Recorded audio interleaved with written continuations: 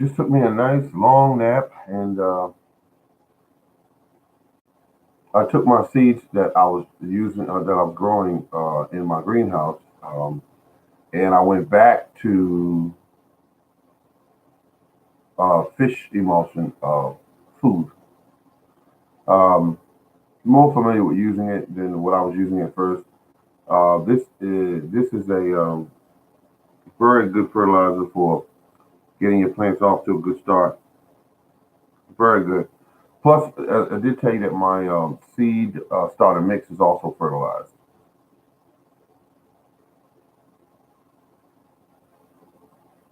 Everything looks good. All my plants are doing well now. I've got them going good.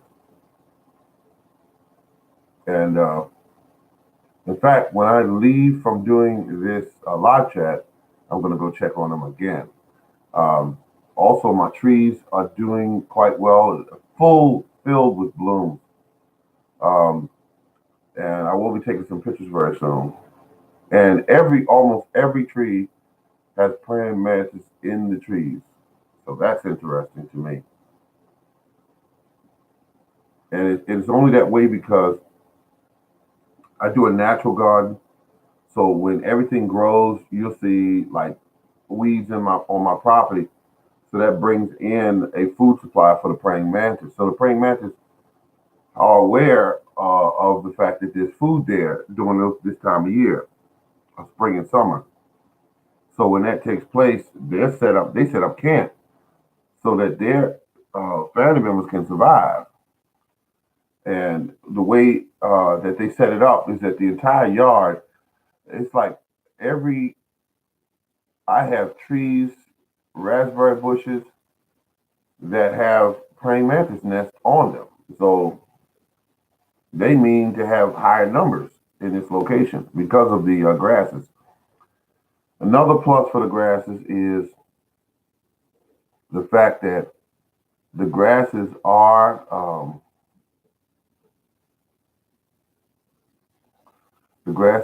in fact doing quite well. I think what I'm going to do is go back to the store and see if I can find some more of that peaches and cream corn because I mean just to have it on hand because I don't know what happened last year. I couldn't find it, and now this year I found it. Peaches and cream, incredible corn. And keep in mind, um, your corn plants are heavy feeders.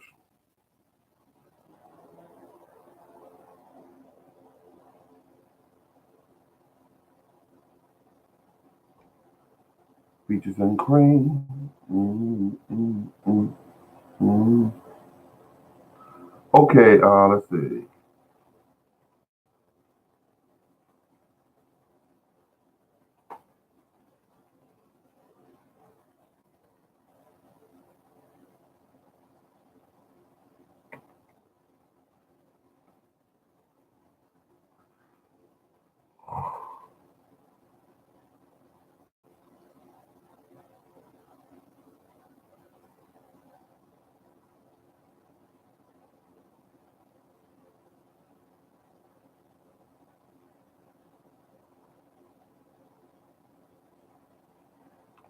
Peaches and cream. Beautiful corn. Beautiful corn.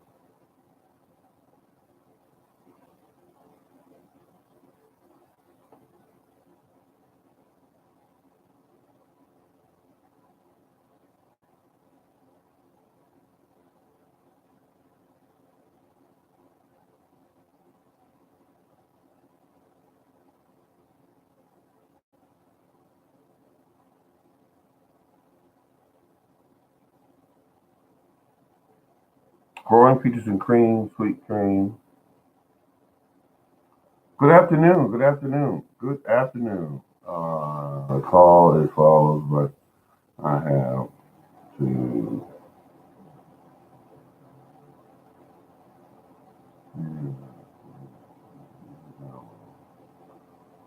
Let's see. Let's see.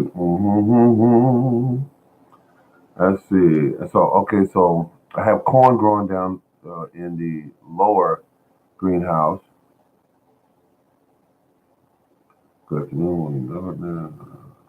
Call. Call. Call. Let's see. I yeah, yeah, she done. I think she done. Oh yeah, yeah. It's I've mostly been planting this year so far. I've been planting, uh, and I started way back in actually the second month of planting.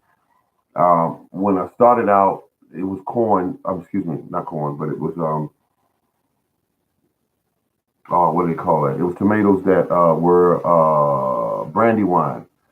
And I'm learning something about brandywine because I'm growing both varieties of tomatoes. And I was going to do Roma, uh, but brandywine is basically going to be brandywine is going to be let's get it right. One of my main tomatoes, I can see that because I'm trying to grow the Cherokee Purple, and it appears to be a weaker strain of potato. I mean, of tomatoes. It's weaker. It's just weaker. I can tell because everything I'm doing to try to keep it alive, it will wilt sometimes. And when you think that you did everything to keep it strong, you watered it, you fed it, you increased the temperature in the location, and it still keeps acting like it says, "Hey, I'm weak." Um, but the brandy wine for me is doing nothing but just growing. Each day it's just growing taller and stronger. So I don't know. I want to be able to grow the brandy, the Cherokee Purple as well, but the Cherokee Purple is not showing me that it's a strong survivor. Hey, from all right. Hello, how you doing? We will in a block. Three wheels on a block. Interesting name. Interesting name. So we have people going online, and I'm just giving out information or getting information from those out there.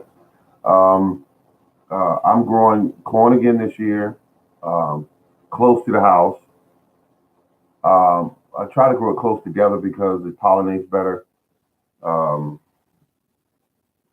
I'm not gonna grow much of it, just about three. Excuse me, about 12 stalks, maybe 15 at the most. But corn is going to be part of the garden. I have decided that it is that peaches and cream has definitely earned its reputation to to uh, to be grown on my property. It is a great tasting corn. All right, that's it.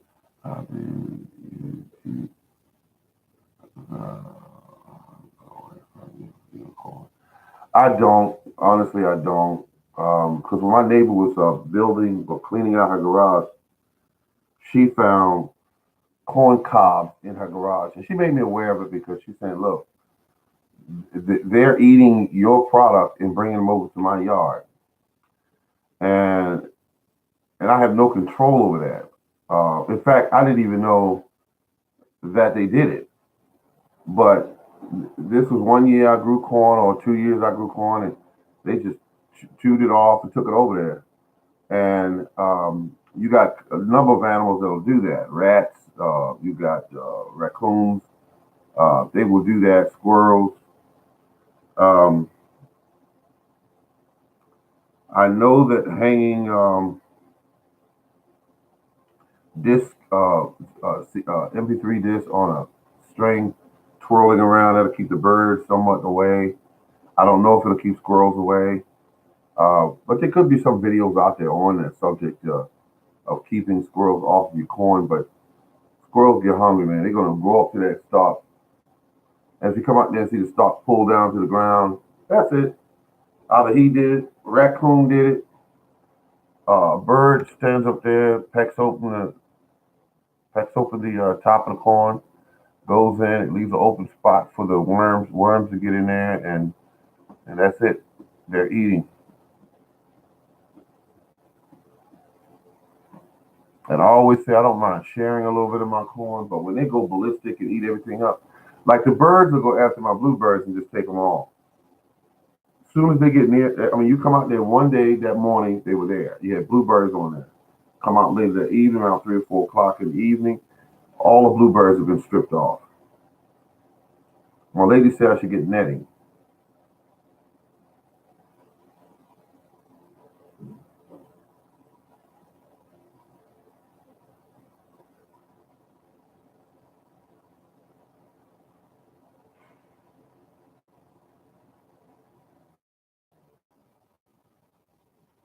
Yep, it is what it is. Squirrels, rabbits, they're gonna eat too, and they're gonna make sure they eat.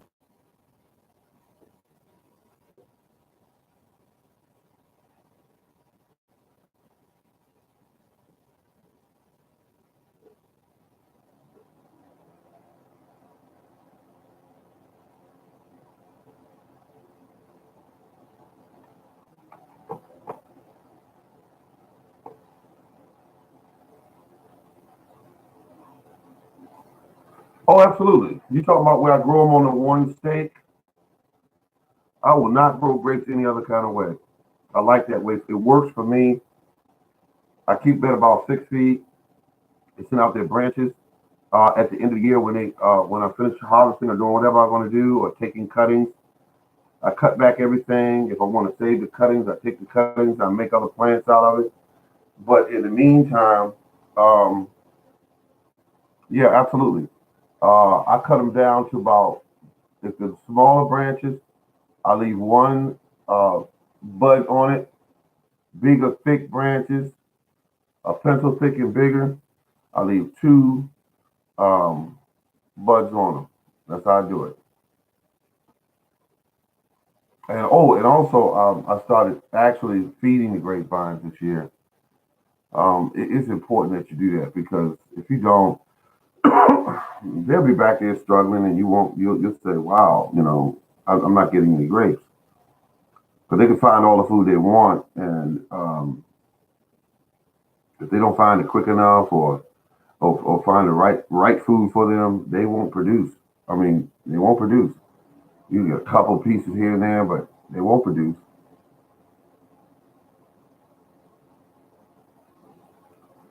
I see none of the grapes at Walmart or Home Depot or Lowe's that they sell at because I want to get a purple grape, but they don't have what I want. None of the stores have what I want,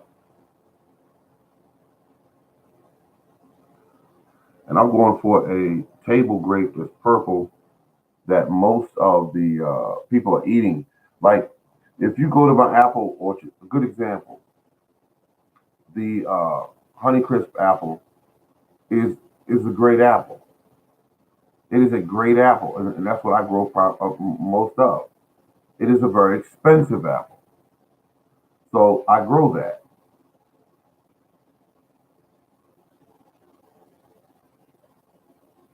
So I have two open slots on my property, and I'm thinking that if I were to get another tree, it might be a Honeycrisp apple tree. Now, I can be particular, and I can say, well, I like what Food Forest Permaculture does. I like what he does.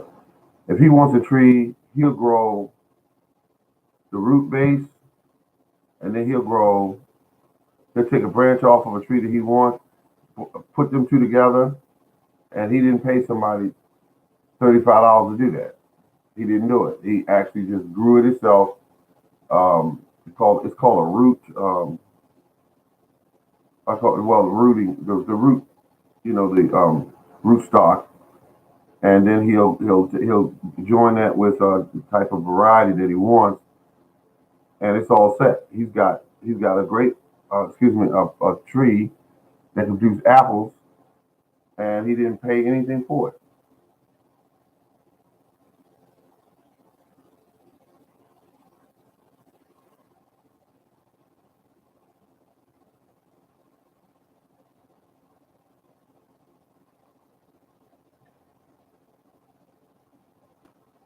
And it's real good. It's real good growing those apples, especially if you got Honey Crisp on there online.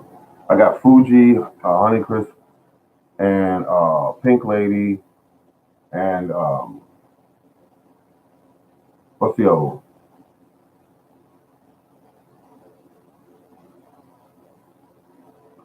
Pink Lady.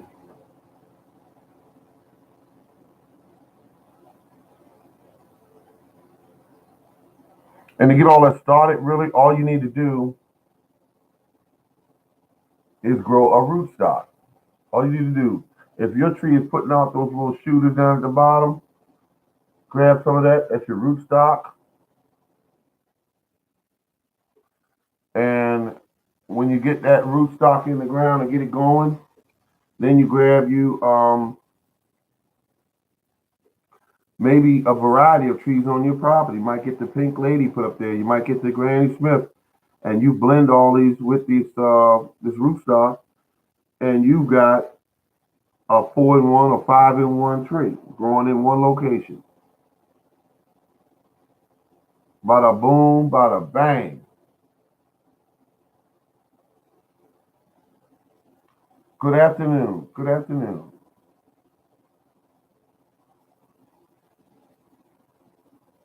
Absolutely. Find time to try to save some money.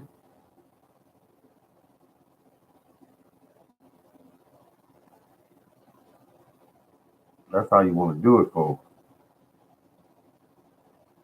And when you do your corn, we get some cold weather this time of year. I started my stuff indoors this year. I wasn't playing because to put corn out late and have it grow all summer long, no. I want to get it out there early, get the corn started, feed it real good, water it real good. And I like to use my rainwater.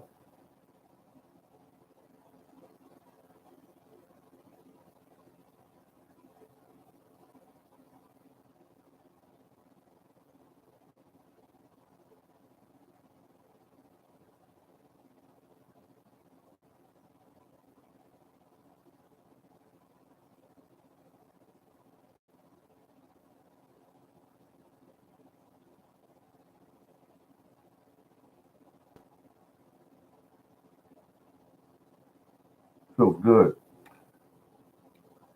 Save money and eat better. All of us in this room have that ability.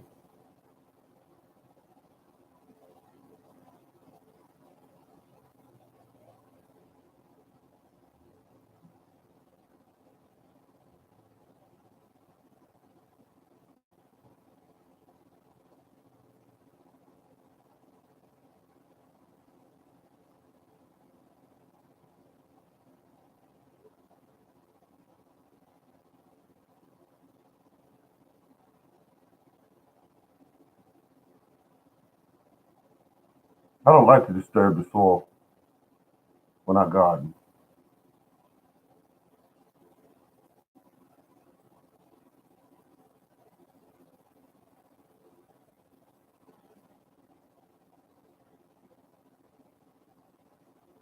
I like to have my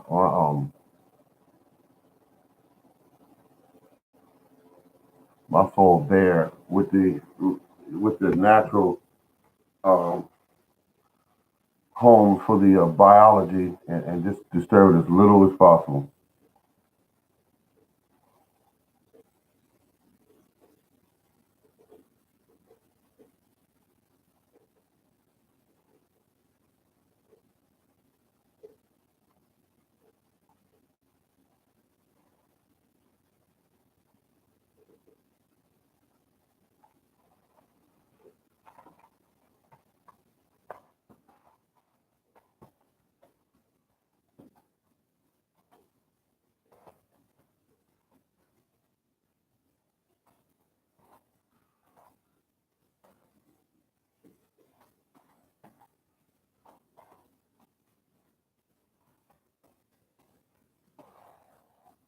Apple tree rootstock.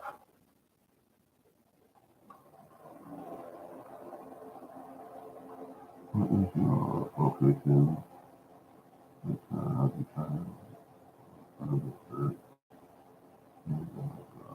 Yeah. I'm up in Maryland, and it is it's zone 7B, they call it. Is the location I'm in. Let's see. What is your location? Is it time to turn the dirt in the yard yet?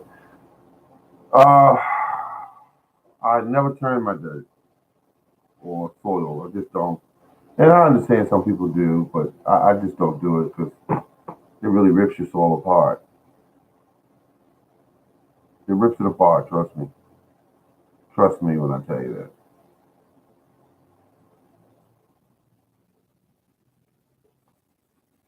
Yeah. So what I do is I try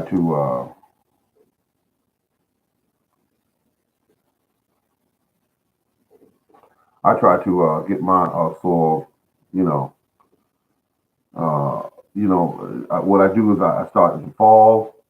I lay everything down. I let everything stay where it is. I cut down my weeds. I cut down, what if I got any grasses around and I spread that stuff around. I leave it on the ground all winter long. That's what I do. And then when summer comes, I stick a pitchfork underneath the soil. Hello, hello. All right. Overgrow the UK. Interesting name. Well, more figure of speech.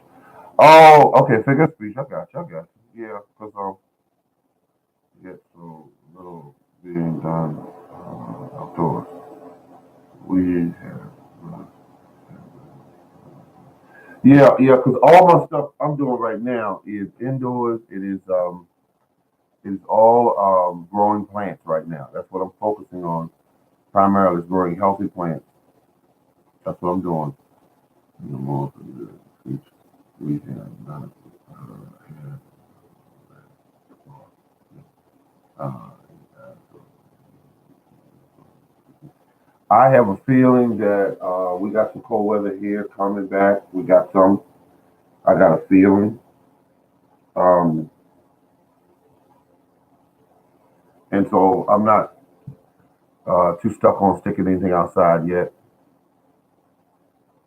I was concerned yesterday. I looked at my trees and I saw all these blooms getting ready to open up. And I said, all it would take is for them to open up and then get a little snap and it'll kill almost 80% of them.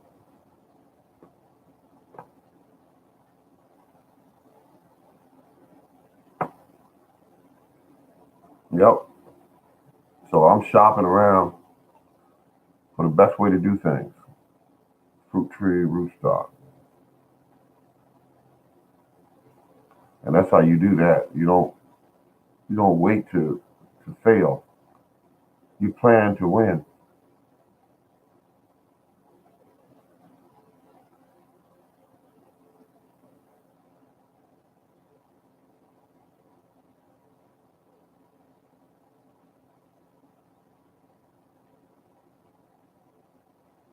And that's how you do that, folks.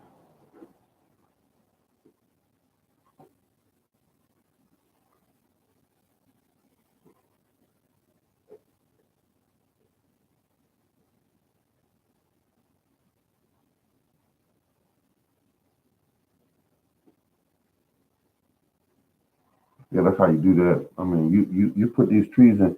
Now I have the trees I want growing, but I'm sitting here thinking, why not grow a rootstock instead of going to the store paying somebody $35 to do it for you? Why don't you, or $50? Why don't you get a rootstock, put it in the ground, get it started, get it growing, and then when it starts growing, you start getting some of those other varieties of trees that are in your yard, and you put a Frankensteinian tree up there in that location. Take one of the pink lady branches off. Take one of the what they call them things,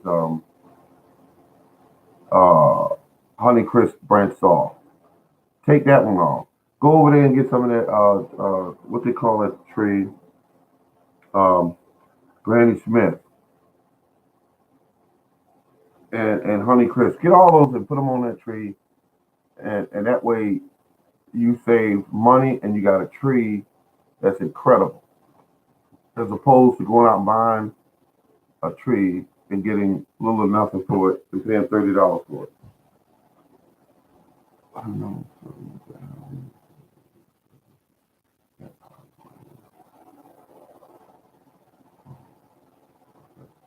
Yeah, you're right. Some are growing strong as they can go. It's not, it's not root tree.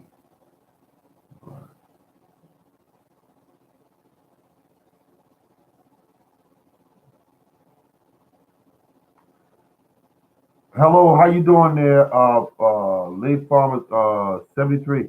I hit your channel last night 4 times.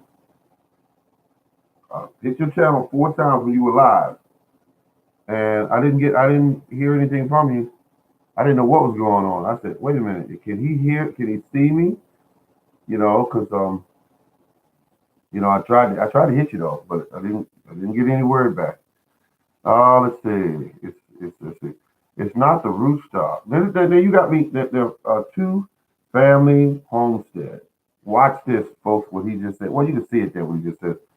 It's not the rootstock that determines the size of the tree more than anything else. Okay, now what I'm getting from you saying here, you're telling all of us that you can take a standard tree, put it in a location, keep it heavily pruned, and it'll stay the size that you want it to stay. Is that what you're saying? Same diameter, trunk, everything. Oh, that's okay. That's okay. It happens, man. It happens. But yeah, but I was like, wait a minute. I hit him 4 times. I said each time, whoop, kept hitting him. And he would read the name above me or below me, just below me. And I said, he didn't see me. I said, he can't see me. And my plants are going strong. No, that is not what I am saying. Okay, that's not what you're saying. So what exactly are you saying? Because that's some good information.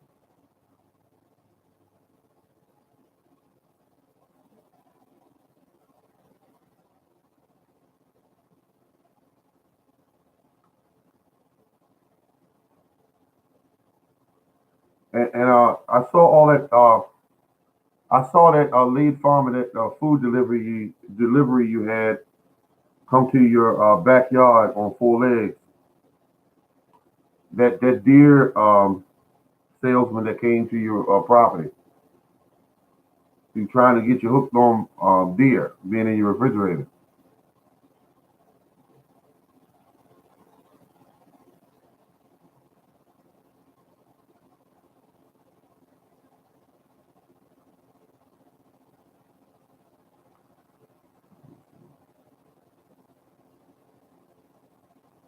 Yeah, because he was just standing there, you know, in his deer uniform, trying to get you to buy some deer. I knew a guy that used to sing karaoke with us. This man wouldn't have thought second about killing that deer. But I'm glad that everybody don't kill them, because personally myself, I couldn't do it. You got those big eyes. Deers have those big eyes, and I just don't want to just knock them over just because I have a gun.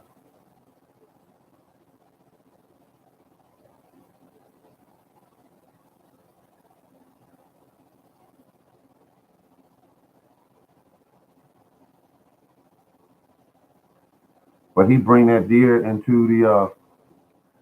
He makes some kind of deer sausage from it. And one time I tasted it, I liked it, and I said, "Dang, nothing should be this good. Nothing should be this good."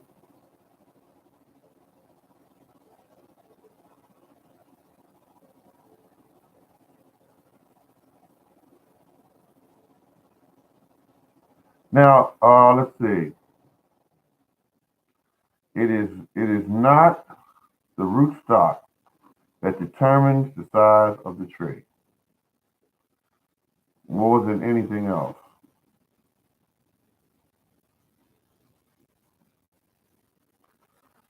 So now I've seen farms where they've had standard trees, and those standard trees were 7 and 8 feet tall. And what the gentleman was explaining is they keep those trees that small. Um, and they also had them grown close together. They were like 6 feet apart, and they were full. They said some of the farmers nowadays want to do that methodology because when you got a 20 or 30 foot tree with apples in it, who wants to climb up that tree? So they were using a method where um, they could just keep the tree small.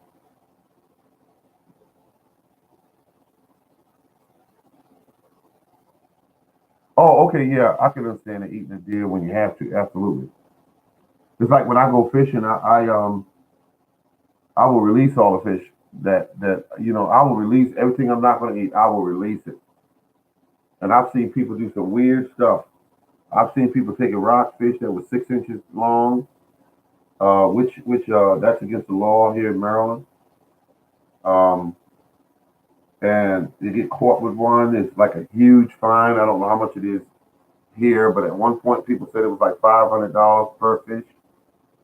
Um, so I was taking all my fish at 18 inches, like the law says. Even if I had one that was 17 and a half inches, I wouldn't take it because I just want to go through the hassle. Who wants to pay $500 for a fish? When a man puts the measure tape on it says that's under 18, sir. When he look at you like that, that means he get ready to do something nasty to you.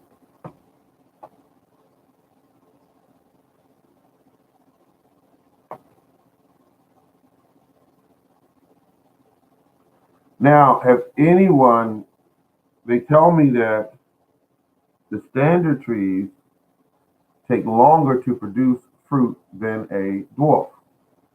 A dwarf will produce fruit faster, sometimes in just 2 years. But a standard can take upwards to 7 years to produce, depending on the tree and the location, et cetera, et cetera.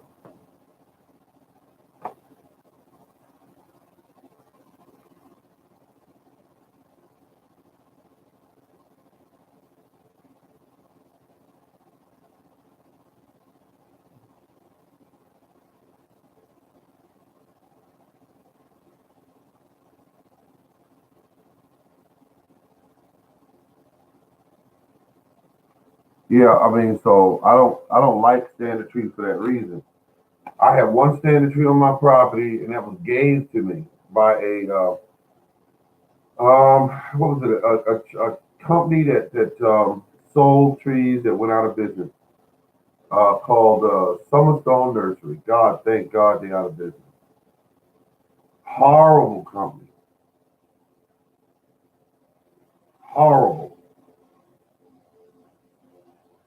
I sometimes still have nightmares about that company.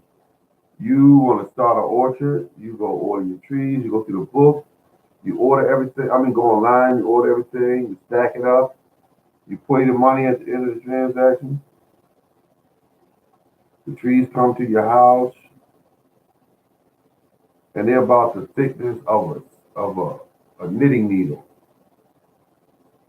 And you look at them, you go, "What the hell is this?"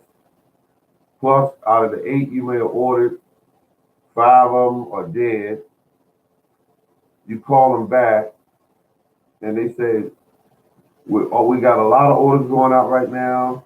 We don't know if we'll be able to get you that tree, but we'll get it to you next year." When they say that to you, they have followed their policy, they have screwed you to the maximum, and you are done. Hey, morning gardener and live home, everyone. All right, hello. What's the best cherry tree to grow? Okay, let me tell you what I like as a cherry tree. I like that Bing. I like the well. First of all, I'm talking about a sweet. cherry. I like that Bing cherry tree. Um, it produced fast for me. Dark, dark, sweet berry, large size to mid size berries. Um, and then they got some other ones out there that grow a real big berry. But I got to tell you something. Learn what you're doing with the. I say, hello, baby, baby. Uh, I have how many cherry trees I have? One, two, three, four, five. Five cherry trees. If I had it all to do again, don't get worms in them. Find out how to keep the worms out of them. Cause they will get in them. They will get in them. Hey, wait a minute. Lee Farmer, you saying that's true? Oh, you talking to somebody else? Okay. Um, yeah, getting worms in them. Getting worms in them. Um,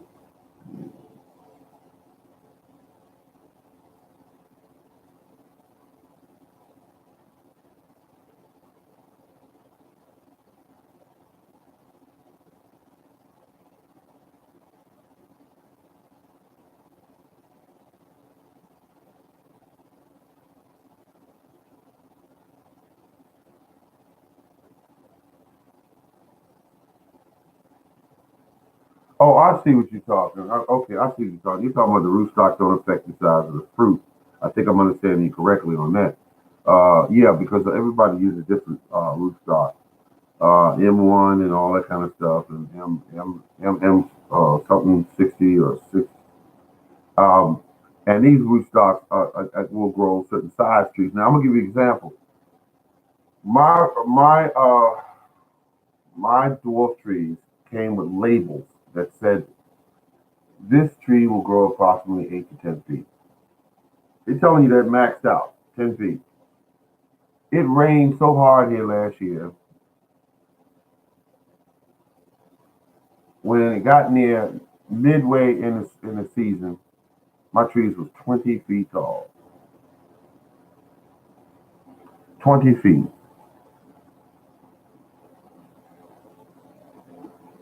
20 feet tall. And I felt like, what the heck is going on with this tree? It was full of water. It just grew. It just took off. And I just looked at it and said, my. Because when it rains like that, trees eat very well because all the minerals that uh, become liquid, they eat that stuff. That's how trees eat anyway. They don't eat solid materials, and so it was more rain forcing food in the location of those trees. Yeah, 20 feet tall. Yeah, my peach trees were 20 feet tall. I had a cherry tree that was 20 feet tall, 10 feet across, and I had to bring that tree back down because I couldn't believe that they were doing that. But I looked at the weather. I said, look at all the rain we got. It was flooding for days. It rained for seemed like forever. It seemed that way. And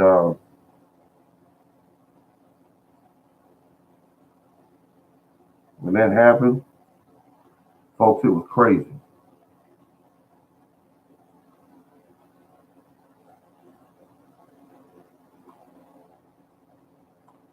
I think it is possible to there it is.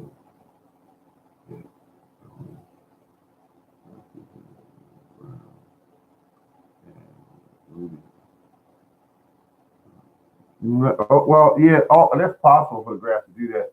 But I pay such close attention to those trees. The grass is still highly functional because the thing about my trees is that when I planted them, I made sure that grass was well above ground because some people plant them very close, um, uh, so that it's a possibility that the grass is not out of it far enough.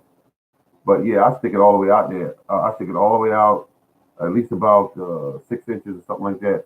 And when I look down, I could see the grass from the tree, and it's just crazy, But it grew 20 feet tall, man. Now keep in mind, all my trees, some of my trees are about 21 inches apart. 21 inches apart is possible the grass. Uh, and rooted. Yeah, yeah. It's just a wonderful thing, folks, to grow that kind of food.